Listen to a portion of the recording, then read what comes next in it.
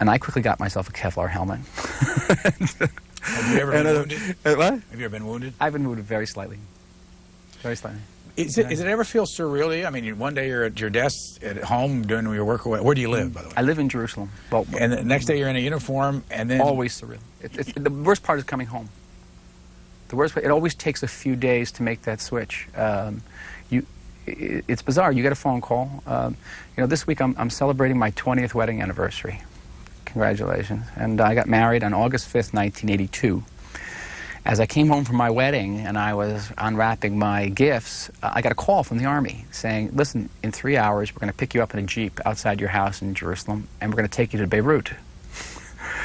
And I said, wait a minute, I just got married. They said, well, that's not our problem. 3 hours. And I had to don a uniform, get out of my wedding suit into a uniform. My new wife is crying. My parents, who were there from New Jersey, who hadn't seen me in uniform ever, were in a state of shock. And lo and behold, the Jeep comes by and picks me up.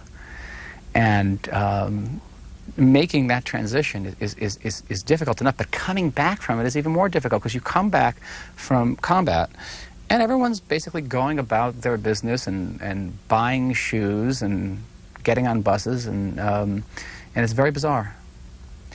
The last 2 years, however, have been in a category all by themselves. Israel lives from crisis to crisis. Sometimes I think we're rather addicted to them. And but the last 2 years have broken the Israeli paradigm. The Israeli paradigm is, there's a war. It breaks out on the Golan Heights. It breaks out in the Sinai. You get into your uniform, you go away, you come back in 2 or 3 weeks, you take a shower, you try to forget about it, and you go back to your routine. Over the last 2 years, however, the war has come to us.